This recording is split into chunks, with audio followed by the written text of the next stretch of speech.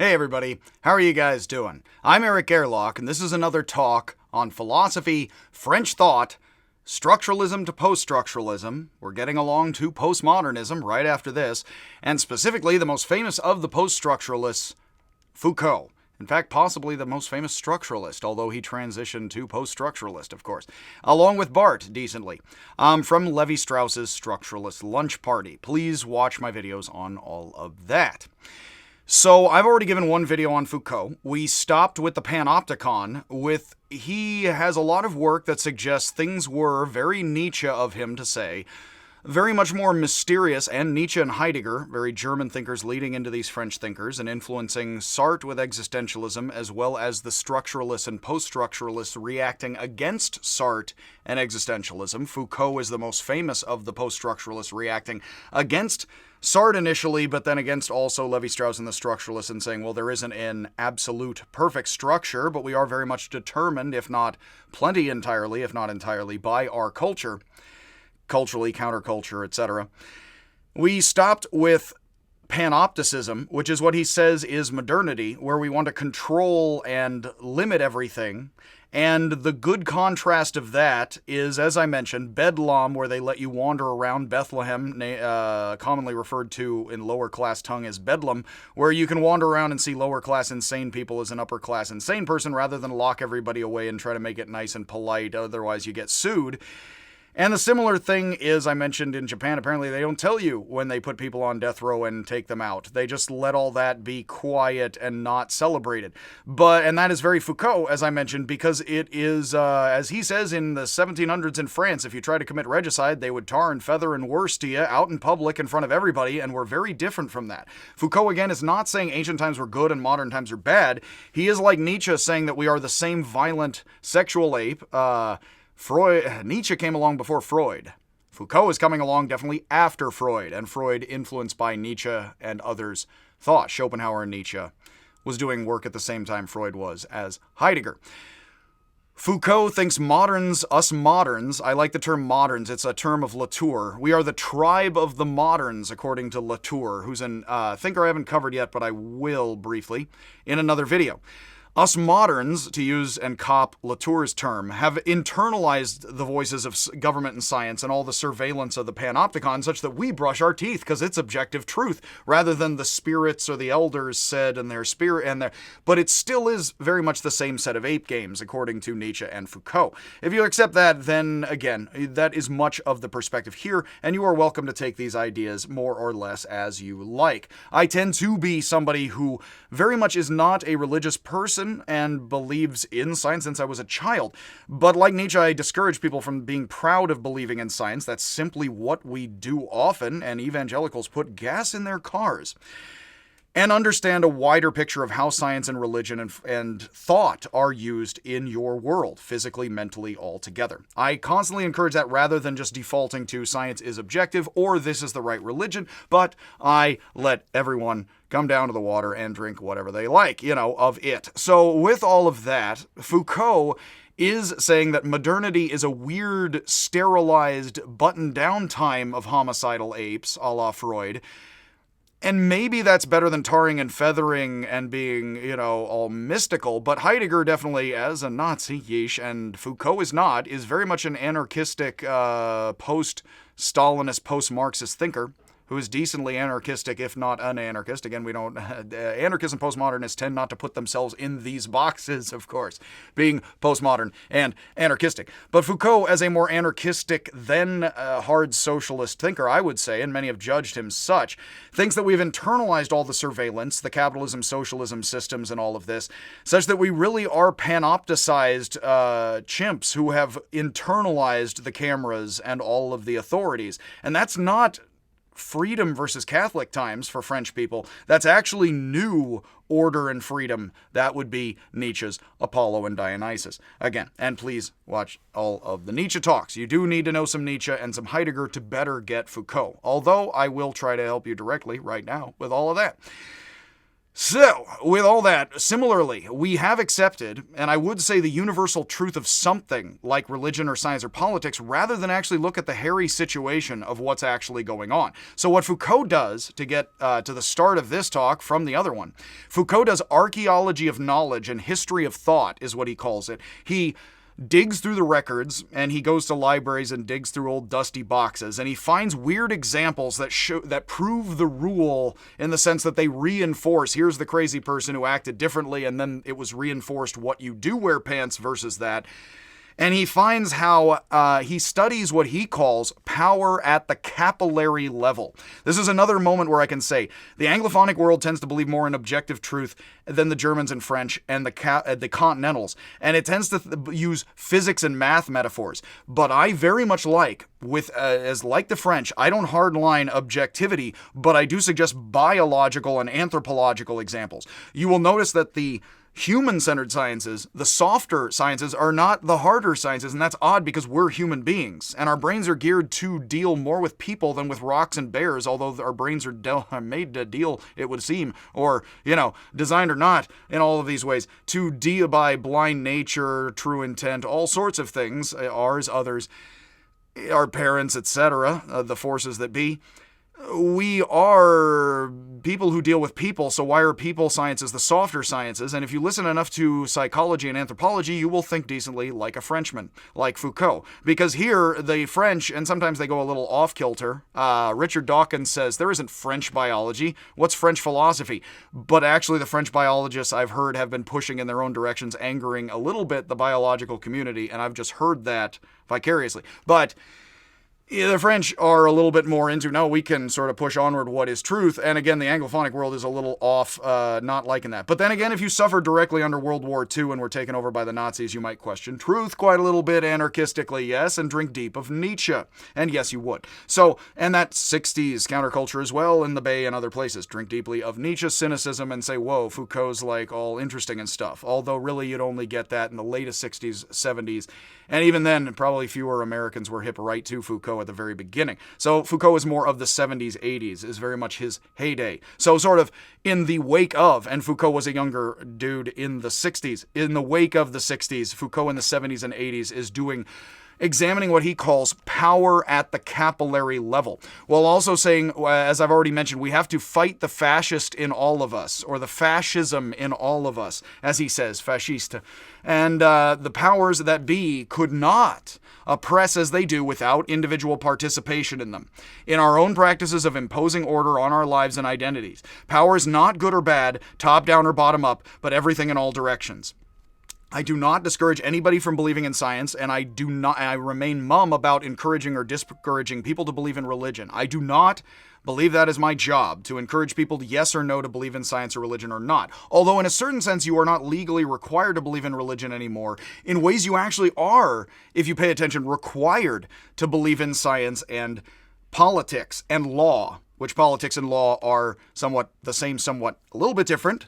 Again, actually, the Kraken lawsuit and other things are showing us these Wittgensteinian divergent practices of truth and meaning altogether, and it never was in any city, state, or village a completely coherent truth and meaning practice, if we imagine it was, which is why, as I tell my students, if you say there is this monolithic scientific objectivity, we just don't know it entirely yet, no one in America knows how much we're building helicopters. That sort of stuff is somewhat secret. When will it not be? When will we have, is it the Federation of Star Trek hasn't come yet? And as I like to joke, of course, as people have, do we need to find people who are quasi-ethnic with weird foreheads, in Star Trek to find people to fight because the Empire's all settled? What's going on? Well, we haven't settled science out such that it simply does good, not since ancient Egypt or Sumer. So when you lend your voice to any sort of objectivity, you are backing up empire. That's what Nietzsche and Foucault say. Now that's better and worse, isn't it? You back up America or China in what you do, in what you purchase. So you, in believing in science or religion, you are backing up empire. The London, and I know a lot of people would say I'm Looney Tunes for saying that, but no, I do believe in Nietzsche and Foucault and the biological and human-centered sciences, the softer, but still. Power and science don't just tell everything to everybody, and that's how the world works. And if you sign your voice on to saying scientific objectivity, you may be speaking beyond what you know in ways that humanity has never solved itself since Sumer or earlier illiterate villages of tribes, if you understand my statements. I do truly think that if we look at anthropology, I highly suggest reading Don't Sleep, There Are Snakes, and then watching Amazonians in subtitles, if you don't speak any Amazonian dialects, unlike Everett, on YouTube. These are people. They're people. They're illiterate people. Most of humanity has been illiterate the whole time. These are people who don't know math and reading. They can read each other and each other's emotions and talk. They can reason. You want to understand reasoning, probably going to the human brain before it had so much math or any literacy, if any math at all, and looking at how people reason back and forth is probably where it is. We've been looking very much in other directions the entire time. If you buy into that by saying science as opposed to others is objectivity, you are reinforcing empire. Now that's better and worse, and I'm not saying go jump off the vaccines and just do the hippie juice cleanse. But those are the choices you make in a world that does not make total sense. And so what is happening, according to Nietzsche and Foucault, is many modern people, Edgar Allan Poe says the same thing. Many people are going to turn to math and science. They're the same bunch of jerks. They're just going to say this is true because it's truthier than religion now, and they don't think for themselves. And I sincerely believe that. You know how I know? Because I battle with people about this all day long. And so many types of people, they say, but I just know that. Give me examples. I don't want to. It's just wrong. Like, again, I don't doubt any. I have not doubted much of science since I was 4.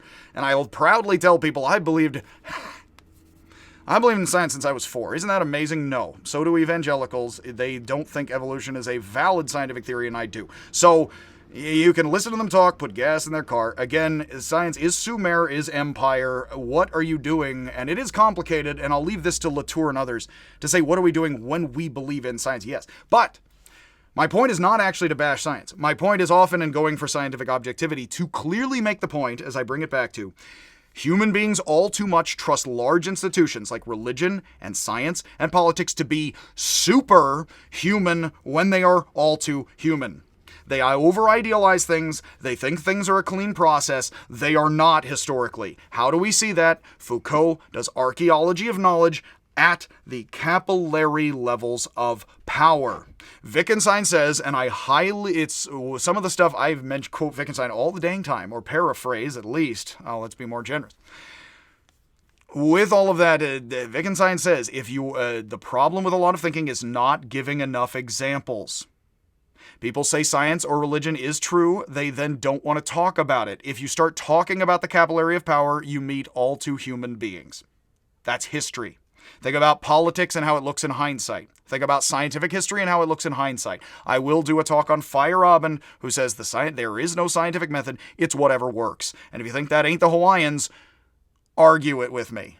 Or anybody. Try to come up with examples where the Hawaiians were irrational. And yes, you can certainly pull out this or that belief and say, I don't believe it, and yada yada. From a functionalist, William James pragmatist point of view, it's going to be hard to say the Hawaiians simply have dysfunctional beliefs if they managed to get to Hawaii from Tahiti, which is, I believe, the longest Kentucky sailing voyage of ever. If they managed to do that, following the stars, etc., and they don't just die and all go off the cliff like legendary lemmings, then certainly scientific method is human thought, for better or worse, and none of us know how much we're doing helicopters. That is, again, when I say we don't know how much we're doing helicopters, in a weird way, that is a haphazard capillary level of power, if you get my meaning. People need to do more thinking like that and not just trust what they were taught as school children, that the powers that be are good, or what you can trust is that they behave like large piles and stacks of apes and piles of people. That's what you can trust. That's what you see consistently in history, which means not good, not bad, more. More good and bad. And that is what people don't want, because they don't want to deal with bad. They want to shore up good and then not have bad. Well, is that ever history? No.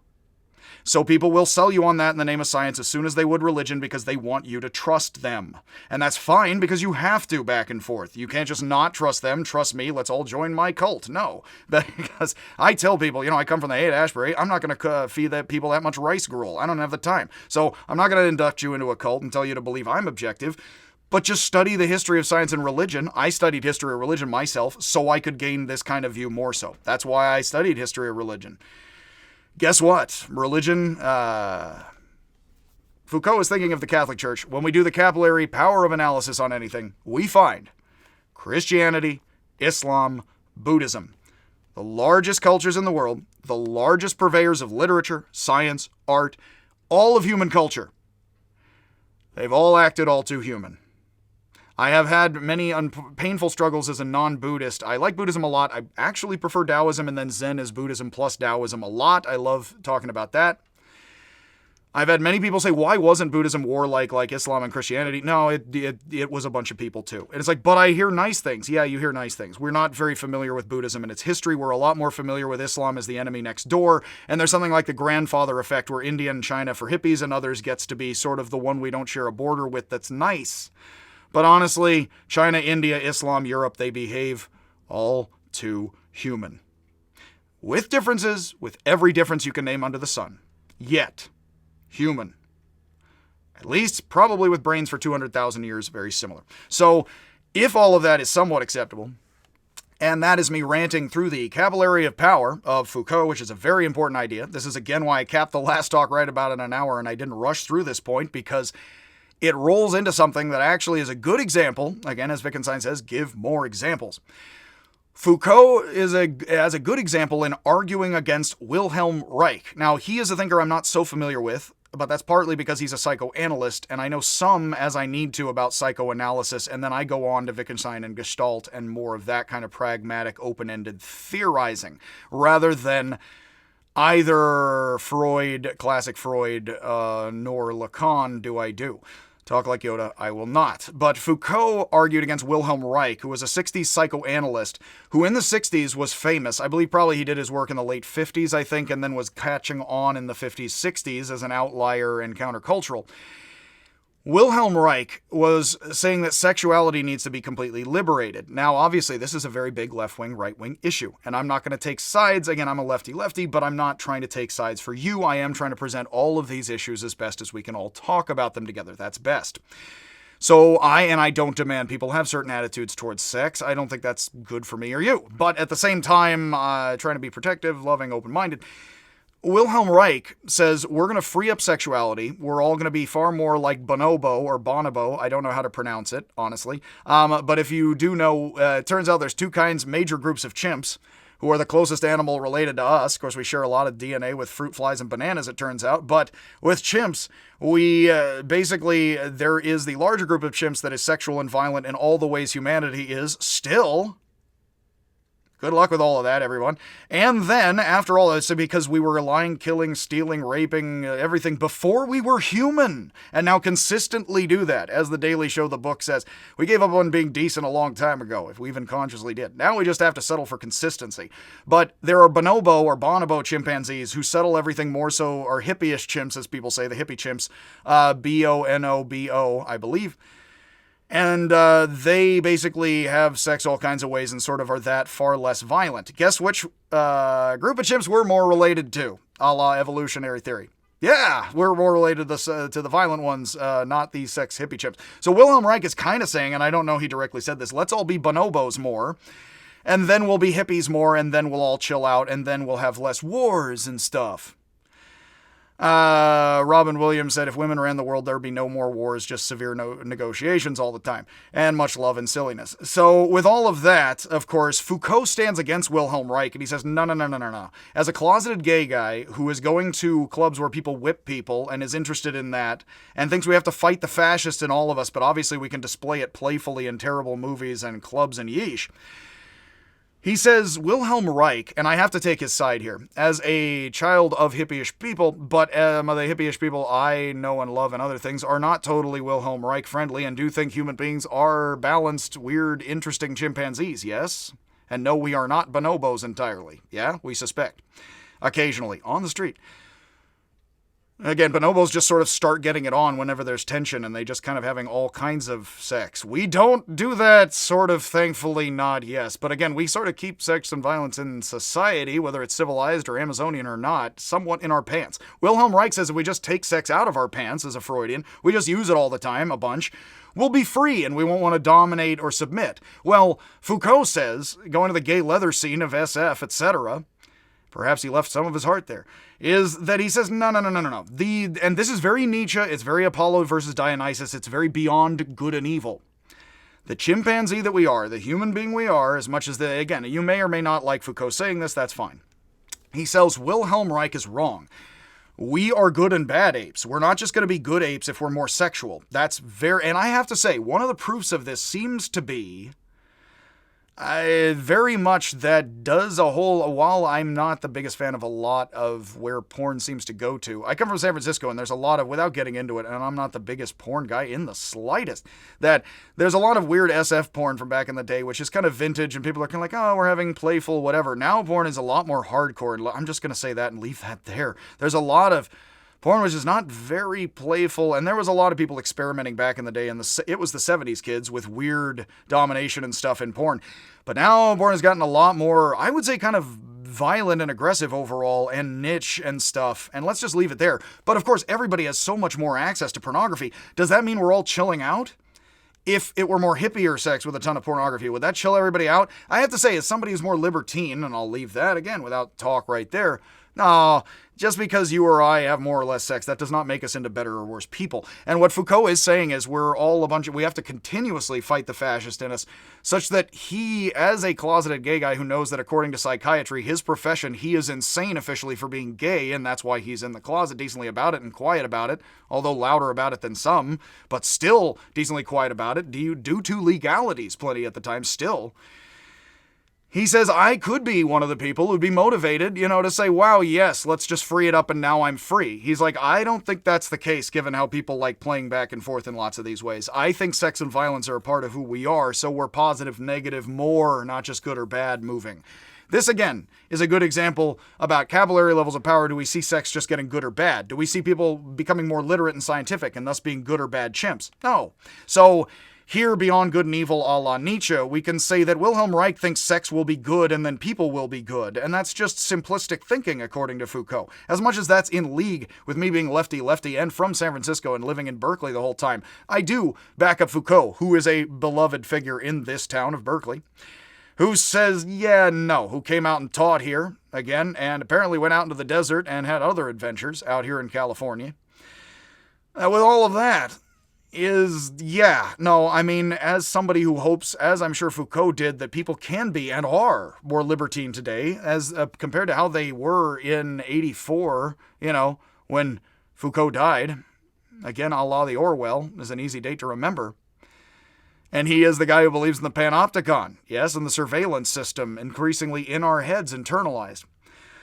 So Foucault says this is one of, that there isn't just a single way of dominating. This is very Gramsci as post-Marxism, moving from Marxism to post-Marxism. There isn't just rich versus poor. There's many different dynamics. You can't just reduce everything to bad sex versus good sex or the impoverishment of the poor. You have to look at it as racism and poverty and a bunch of other things, says Gramsci. You can't look at it, and being pro-Christian, says Gramsci, which makes his work incredibly important in the 70s, 80s, 90s for folks like Foucault and other academics. And we've seen a lot of that in politics, where the issue is not just wealthy versus poor, but Anglophonic, Christian, etc. All these different forms overlapping and mutually supporting each other. Much as Hume says you could stand with the church for or against politics as a medieval peasant. So it's not just true religion oppressed people. Like the Taoist Yellow Peasant rebellions, where Taoists went into Taoist temples and then fought the nobility, in the name of Taoism.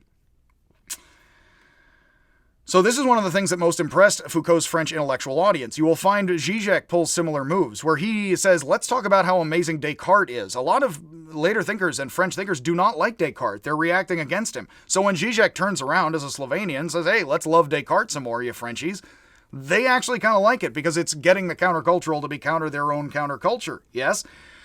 So the French intellectual scene, which had heard Sartre say, well, let's just liberate, you're an open individual, existential, let's just be more Marxist.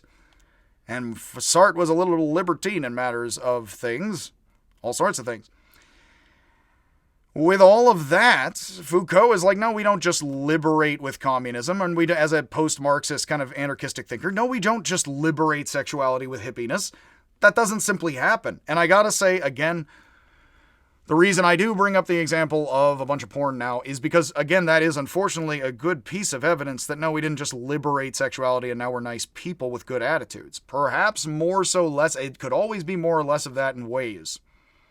But it's not the simple revolution, again, of the 60s sexuality liberation. Those are harsh words, but remember, the very people who are interested, like Judith Butler, in liberation of sexuality are often Foucaultians. The word actually is in English Foucaultian, like a colt, a baby horse. Yes. So it is Foucault with an O, but actually the proper English word is technically Foucaultian, to be Foucaultian. Or not. We could use either, honestly, but it is academic practice to actually drop the T in the English. Like the Brits say Sartre, weirdly. So later, Pink Floyd would say we're all bricks in the wall, man. Essentially, the very fact, as with a lot of this stuff, that you participate in anything means you're part of the problem, man. Who's the real monster in the science fiction? The Thing, is it really? Well, yes, but also the humans. So, and the Swedes. A Marxist revolution or sexual revolution configures power and domination rather than overcomes them. What science and what secular times are a new situation of liberation repression. Not that the Catholic Church was repression. Now we move out of the Catholic Church in the 1950s. Now we're the 60s and science. Now we are liberatory. Sure, and I'm going to support a lot of that in plenty of ways myself, but the bigger picture is we actually have had sort of science and sexuality the whole time. We didn't simply liberate or not it. Now, what do we do with that situation as individuals more so or less so is very much the situation. And yes, I do and others do think, while that may leave it too wide open without prescription, that description is liberating. It can be, depending on how you use it. More so, but not entirely, as we're talking about. As a final topic here, so we mentioned the capillary level of power. We then mentioned the example of Wilhelm Reich. We have to go against another opponent, famous of Foucault. In 1971, Foucault participated in a famous debate with Noam Chomsky, which I do love to view because at some point Foucault wants to talk and he, like a little child, starts giggling in anticipation, like biting his finger and like almost jumping up on his chair. A la Tom Cruise on a couch.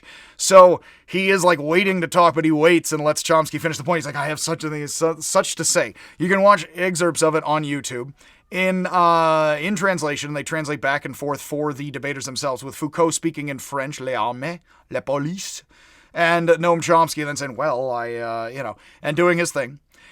And talking like Chomsky does and has, and he has, they both, are from back in the day. You can see it was the 70s, I believe. Both Chomsky, 71. I have it right here. Both Chomsky and Foucault are more anarchistic, in fact, and both say that more openly than other thinkers, but they have opposite points of view on subjective versus objective truth. Foucault is very much a Nietzschean who believes that any form of domination, including belief in objectivity in science, it helps power, and thus is back and forth. Chomsky does not understand this and thinks science and objectivity are liberatory and anything else is oppositionally monstrous, and they just hit loggerheads all the time with this. Where clearly Foucault is talking Nietzsche and Chomsky is talking like objectivity in the name of math and science, and they completely cross paths. And it's a good way of looking at belief in, say, objectivity in the name of science and math, talking at and past and with and against French and German continental philosophy, saying, but all these systems are human. And it's very good for that, but they very much talk past each other. I would say Foucault more understands Chomsky. The reason I say that is because Chomsky appeals to objective truth, human nature, and principles of justice. Foucault dismisses all of these as fictions that mask the imperfect historical struggle. Chomsky argues that we should try to get rid of the negative aspects of society and humanity, and Foucault says that there is no perfect utopia. A friend of mine, Ian, from back in the day, who wanted to do a one-act play all about it, it says that utopia is a Greek word for everywhere and nowhere, and the Greeks did pun on that, is no place, as in ideal. There is no utopia, thus, no utopia. And so human nature that is decent and compassionate, as opposed to indecent and cruel, is the best that we can somewhat hope for, sort of. Afterwards, Chomsky said he had never met anyone who was, quote, so truly amoral, end quote, and that he liked Foucault personally. Think about this. He liked Foucault personally, but he felt as if he was from a different species, that the two of them did not inhabit the same, quote, moral universe. Well, that's right, because Chomsky believes in being more of a Kantian, essentially, and that there are morals and rules, and there is a side of right. Foucault says, think about, look at the capillary level forest floor of history. You will find all the scavengers, etc., all the necessary elements of the ecosystem, such that you won't find science, religion, politics, law, anything being all that ideal. Think about how everybody idealizes law. As always, like to joke, it's like some people, plenty don't like lawyers, plenty of people don't like cops, and who likes a judge so much over them? Not a lot, maybe lawyers who are good at their practice, but yes, yeesh. So, with all that, think about how people don't like law so much and love all of that not as much. So, yeah. It's another example of the dogmatic skeptical divide in thought Hegel very much described watching the French Revolution as a boy. The analytic positivist against the skeptical and pragmatic German-French continental.